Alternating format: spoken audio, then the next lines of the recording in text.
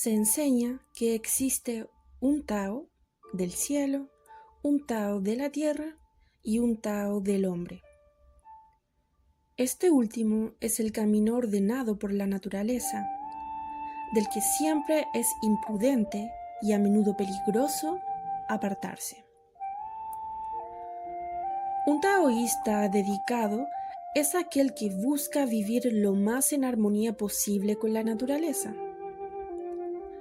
Desde el principio, esto implica la contemplación de los caminos de la naturaleza, el reconocimiento de su idoneidad y la percepción de que todos ellos son buenos en el sentido de ser esenciales para el patrón en su conjunto.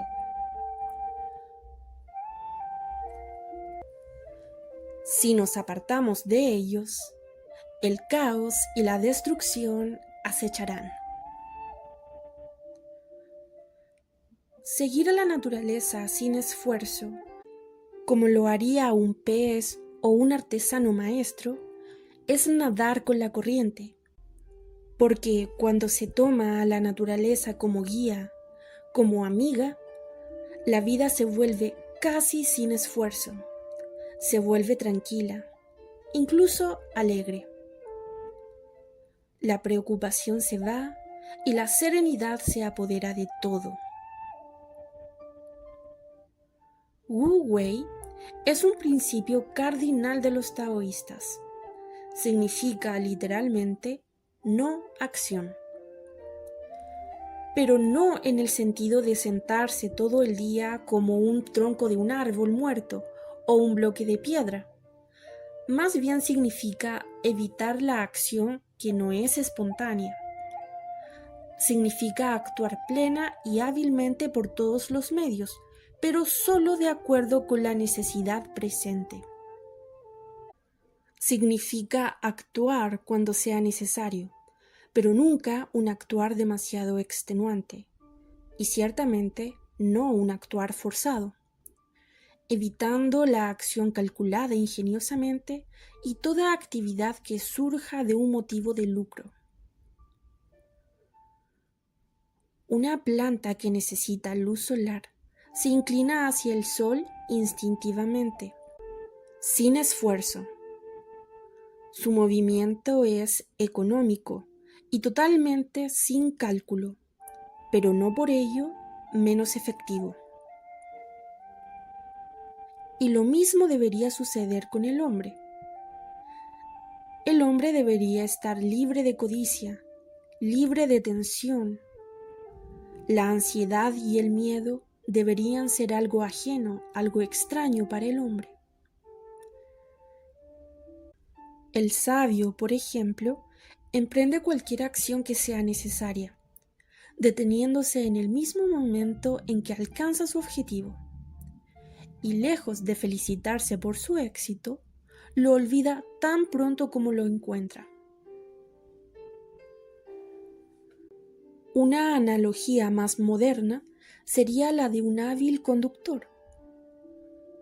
Un buen conductor nunca deja de hacer con el freno y el embriague exactamente lo que debe hacer, pero siempre que los utiliza, lo hace en respuesta a la necesidad inmediata, nunca con un cálculo ni con una tendencia a mantener la acción en la mente cuando la necesidad de ella ha pasado.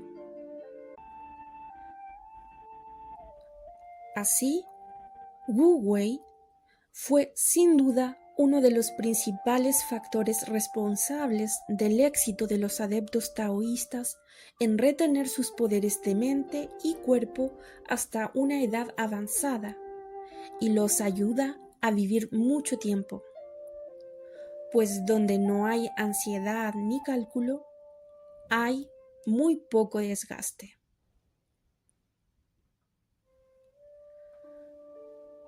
Ahora hablaremos de otra virtud taoísta, la quietud. Hay una frase muy común en el ambiente taoísta que dice: el corazón del adepto debe ser como un lago plácido, que no se ve afectado por los vientos de las circunstancias. Recuerdo haber visto estas palabras inscritas sobre la puerta de una de las primeras ermitas taoístas que visité.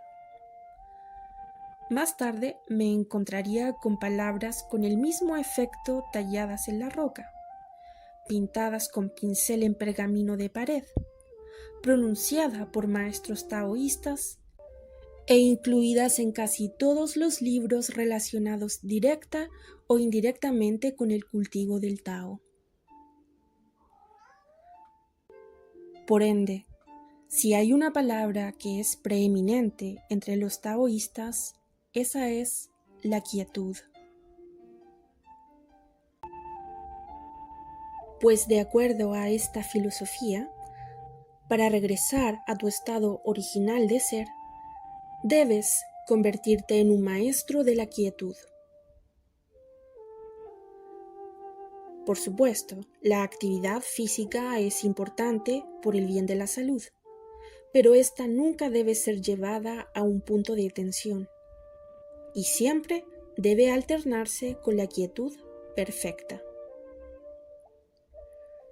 Repito, para regresar a tu estado original de ser, debes convertirte en un maestro de la quietud. Sentada inmóvil como una roca, vuelve a la quietud de la mente. Cierra las puertas de los sentidos. Fija tu mente en un objeto, o mejor aún, entra en un estado de conciencia sin objeto. Vuelca la mente sobre sí misma y contempla el resplandor interior.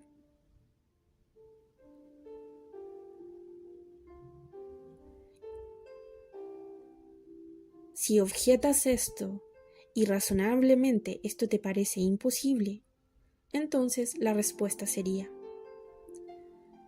es fácil si conoces el camino, pues debes aprender a vivir frugalmente, sin dejarte llevar por los anhelos de riqueza y fama. Cuando surja la pasión o el deseo, debes considerarlos tus enemigos, como perturbadores de tu serenidad, y abandonarlos tranquilamente. Acepta las cosas como son y como vienen. Sé ajeno a la preocupación. Y sobre todo, sé ajeno a la ansiedad por lo que crees que va a suceder. Y sé ajeno al arrepentimiento por cualquier cosa que ya haya sucedido. El dolor y la decepción vienen fuera de ti. Ciérrales la puerta. Deshazte de ellos.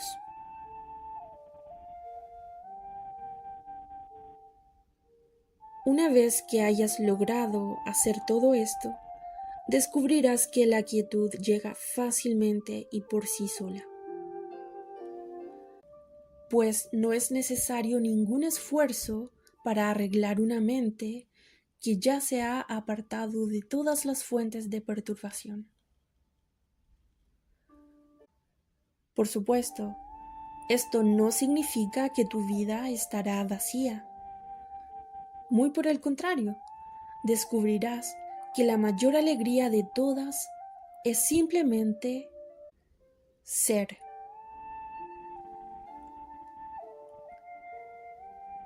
Sin embargo, los taoístas son moderados en todas las cosas. Su método nunca significa reprimir la pasión, sino trascenderla tranquilamente y sin esfuerzo. Pues se considera que la contemplación pacífica de la fealdad y la ruina que la codicia y la pasión producen en el alma humana es más que suficiente para hacer que un hombre sabio desee alejarse de ellas. Este alejamiento conduce a la quietud. Y mientras ese momento llega, el cultivo diario de la quietud, aunque sea solo por unos minutos por la mañana y por la noche, ayudan en el proceso de transmutación.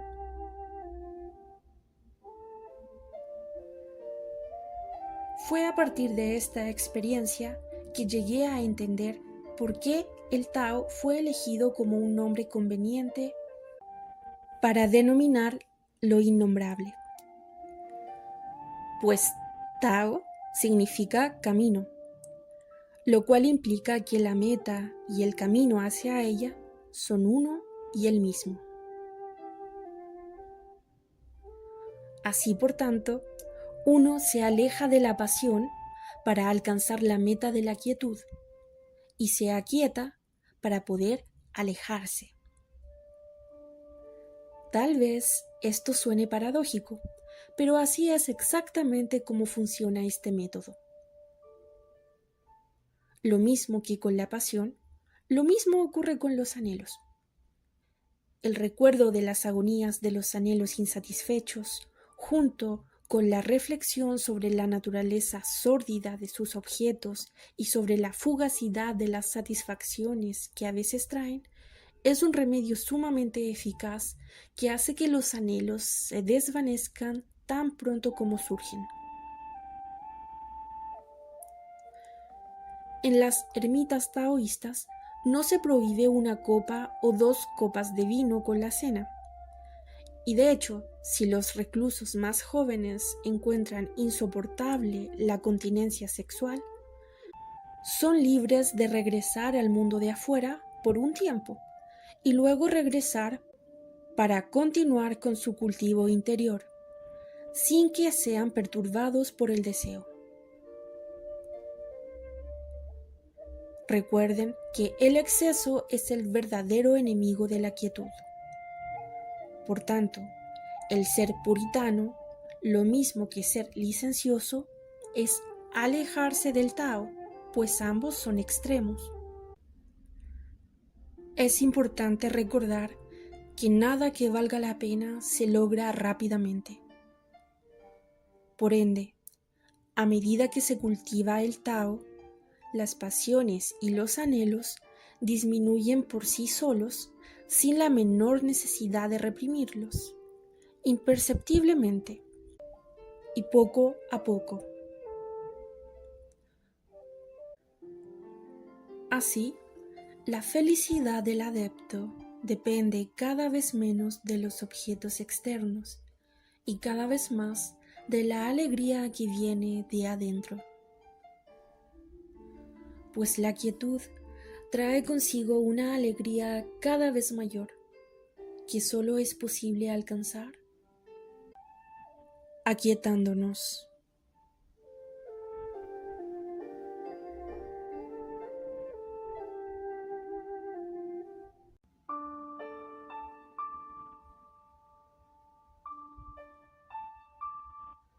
La corriente del taoísmo, que ha fluido a través de los siglos, ha serpenteado a veces por valles extraños, pues las enseñanzas son demasiado elevadas, demasiado sutiles para ser comprendidas por hombres de inteligencia media o carentes de intuición.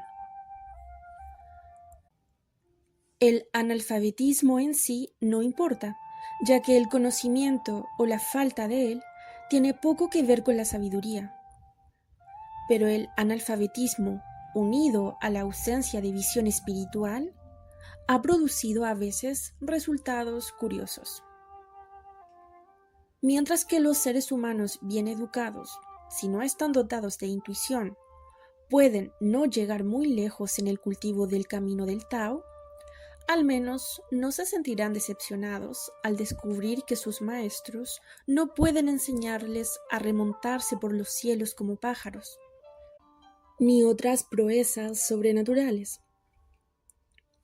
Los aspirantes o adeptos de familias campesinas analfabetas que iban a las montañas en busca de maestros no rara vez se sentían impulsados por una genuina sed espiritual.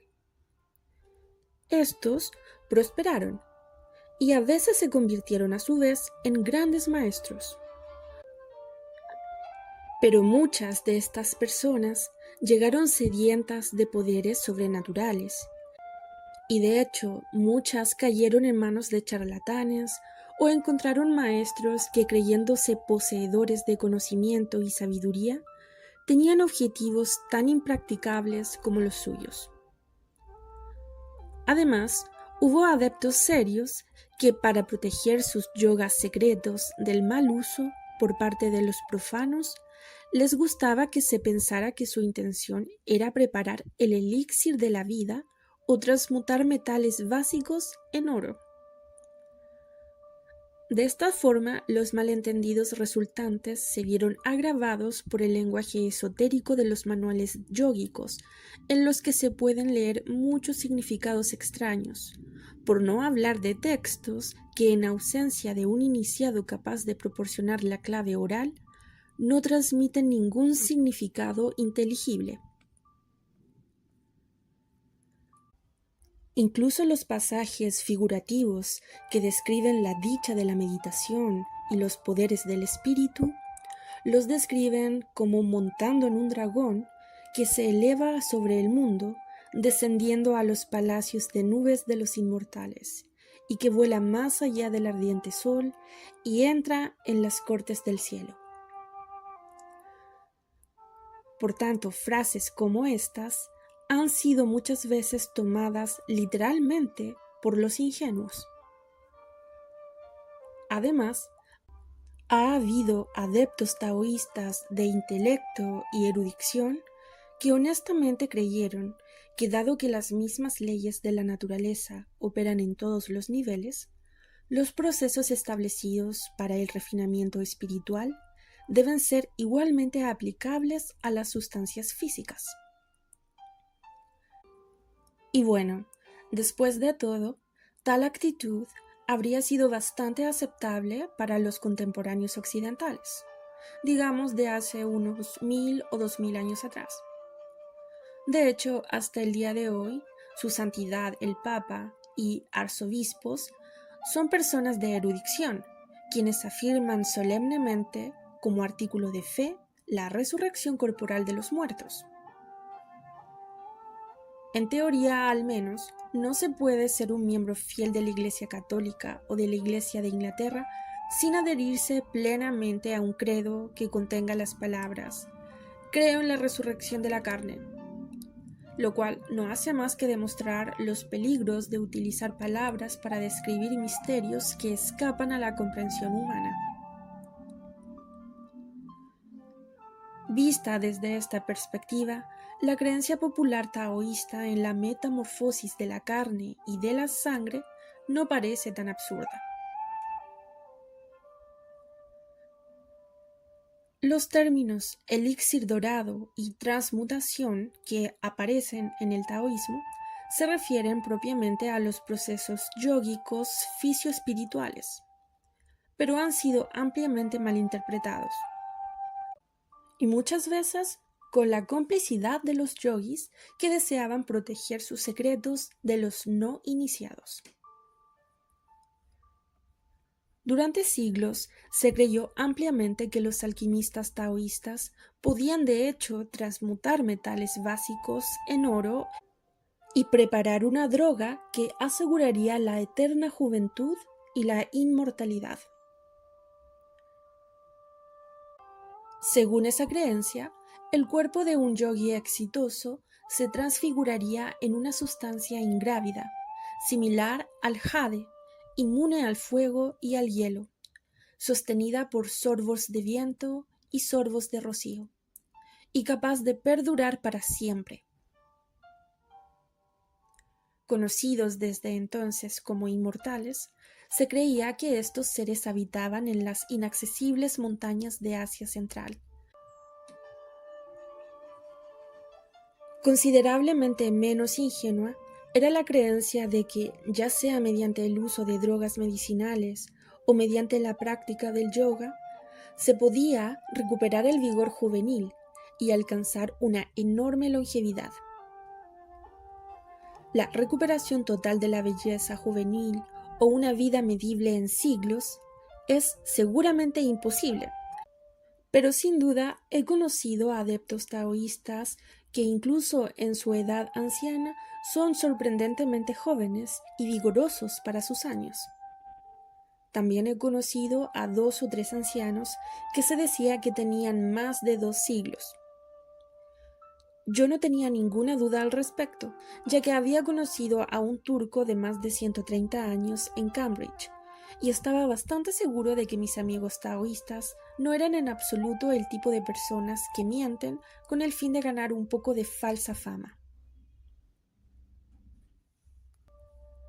Lo que sí fue más difícil de aceptar para mí fue la creencia de que un yogi puede crear un cuerpo espiritual capaz de abandonar y regresar a su cuerpo mortal a voluntad.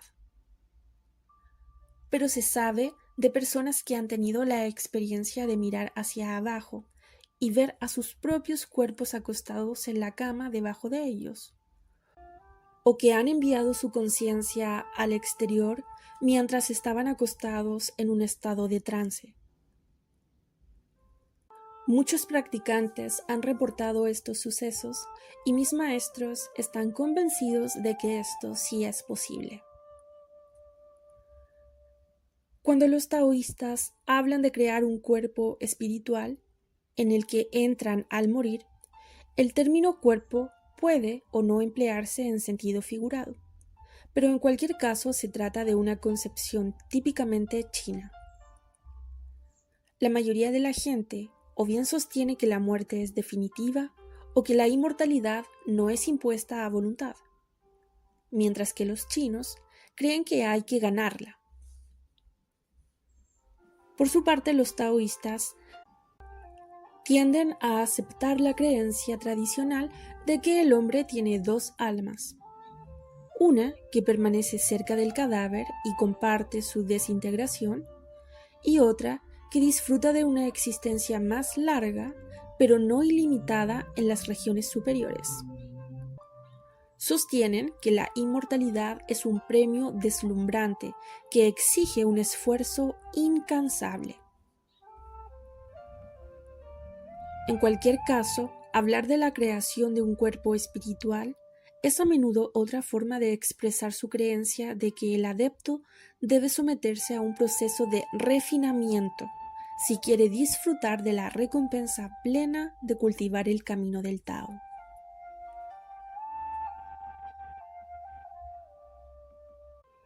Y esto nos lleva al corazón de esta charla. Llegamos así a lo que me gusta llamar la verdadera meta de los místicos taoístas, la cual está desprovista de hipérboles y es expresada de manera sencilla.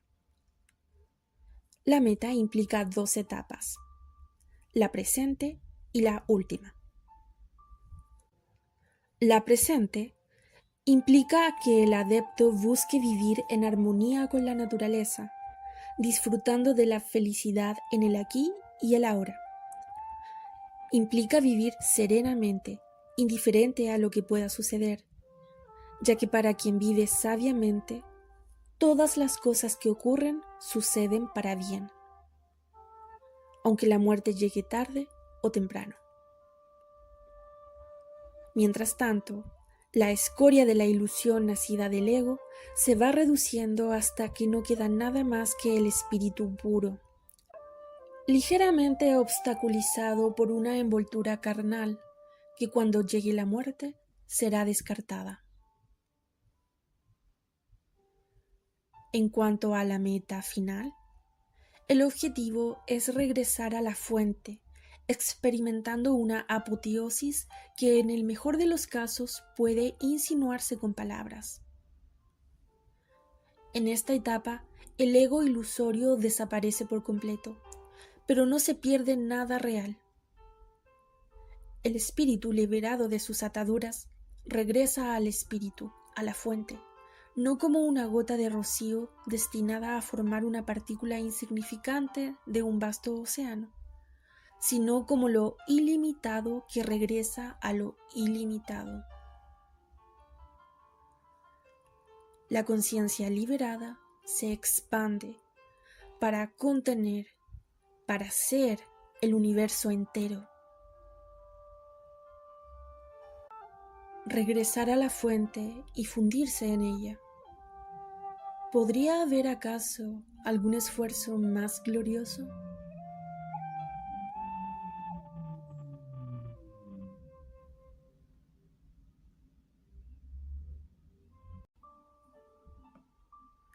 Inmortalidad es el término con el que los taoístas de todos los niveles de comprensión designan su objetivo.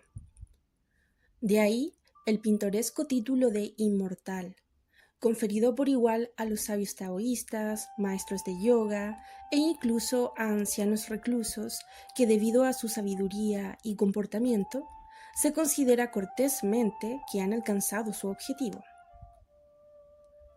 Es discutible si la curiosa noción de inmortalidad de carne y hueso precedió al sublime concepto de inmortalidad en un sentido místico, o si desde el principio la inmortalidad trascendente fue el verdadero objetivo y la transfiguración corporal una ficción inventada para proteger el conocimiento secreto de los sabios. Personalmente, estoy convencido de que la inmortalidad trascendente fue siempre el verdadero objetivo, aunque el título real de inmortalidad comenzó a usarse mucho más tarde, cuando se hizo necesario distinguir la idea de un sabio perfecto en el sentido taoísta del equivalente confuciano.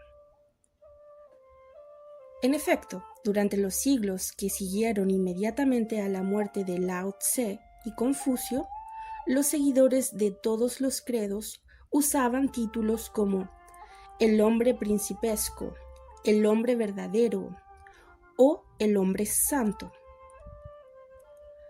Para mí, la palabra inmortal está impregnada de 1000 recuerdos.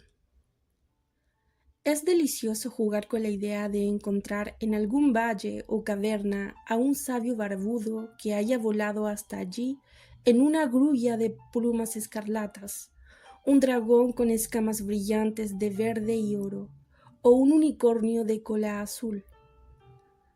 Y en las montañas de China hay lugares tan mágicos que uno no se sorprendería enormemente de encontrar un ser así. Sin embargo, para comprender la naturaleza real de la búsqueda taoísta, es necesario exponer el significado de inmortalidad en el sentido que tiene para los místicos y yogis plenamente iniciados en los misterios del cultivo del Tao. Para ellos, un inmortal es aquel que empleando el máximo de todas sus dotes corporales y mentales, y habiéndose despojado de la pasión y erradicado todos los deseos, excepto los más simples e inofensivos, ha alcanzado una existencia libre y espontánea. Un inmortal es un ser casi perfecto, para quien su cuerpo no es más que una cáscara o receptáculo del espíritu puro. Un inmortal ha experimentado un renacimiento espiritual, se ha liberado de las ataduras de la identidad ilusoria y se ha encontrado cara a cara con su verdadero yo. Un inmortal es consciente de que no es su posesión personal y que no es nada más que el sublime Tao indiferenciado. Para el inmortal, con la desaparición de su ego aparente, ya no se ve a sí mismo como un individuo, sino como el Tao inmutable, encarnado en una forma transitoria, similar a una nube. Un inmortal no le teme a la muerte, pues cuando ésta llegue, para él no será más que quitarse un manto gastado, pues habrá ganado la vida eterna y estará listo para sumergirse nuevamente en el océano sin límites del ser puro.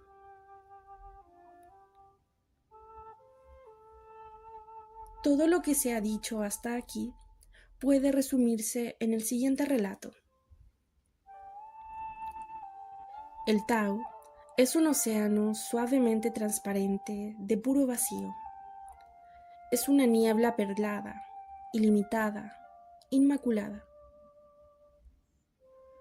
Nacidos de este océano, dos dragones juegan entrelazados. El dragón macho es brillante como el sol, con escamas de oro ardiente. Es maestro de la actividad. Y la hembra es radiante como la luna, con escamas plateadas brillantes, y es experta en la pasividad. La relación de estos dos dragones produce los ritmos del cambio cíclico, los movimientos de los planetas, la progresión de las estaciones, la alternancia del día y la noche. De su juego proceden 5 vapores brillantes: azul, rojo y amarillo, blanco y negro, que arremolinándose, ensombreciendo, compitiendo, entremezclándose, dan al cielo su redondez, a la tierra su cuadratura y a la miríada de objetos sus formas transitorias. Del cielo brotan como lluvia 3 esencias yang en forma de nube. De la tierra surgen como niebla 3 esencias yin. Estas se encuentran y se entremezclan. Y así ha sido desde que se formaron el cielo y la tierra. Tal es la perfección original. Ciegos a la perfección, los hombres viven en la oscuridad, perdidos en todo conocimiento del Tao, persiguiendo metas indignas, amontonando oro sobre oro, jade sobre jade, compiten por la riqueza, el rango, el poder y la fama. Abriendo las puertas de los 6 sentidos, se sumergen en un lujo extravagante y en una ostentación inútil. Sin embargo, hay algunos hombres que saben cómo valorar la enseñanza sin palabras, que saben cultivar el arte de dejar las cosas como están. Así, evitando los altos pináculos de la fama, las esposas de la riqueza, estos hombres se relajan y vagan por valles solitarios, lejos de los lugares frecuentados por los hombres, o se sientan absortos en la contemplación del juego de vapores brillantes. Estos hombres, libres de la pasión y del deseo desmesurado, en quietud completa, absorben las esencias cósmicas como nubes, las mezclan con los tesoros secretos de sus cuerpos y prestan atención a la luz interior. En sintonía con los ritmos de la naturaleza, perciben la perfección del Tao. Tales son los hombres que alcanzan la inmortalidad, y con razón se les llama inmortales, pues cuando llega el momento oportuno, saltan sobre los lomos de los dragones y elevándose desde la tierra, entran, pero no se quedan en las puertas del cielo, para poder alcanzar rápidamente la fuente. Así, regresan volando extáticamente hacia el océano suavemente transparente. Y ahora, ellos mismos, ilimitados, eternos, se sumergen en el vacío.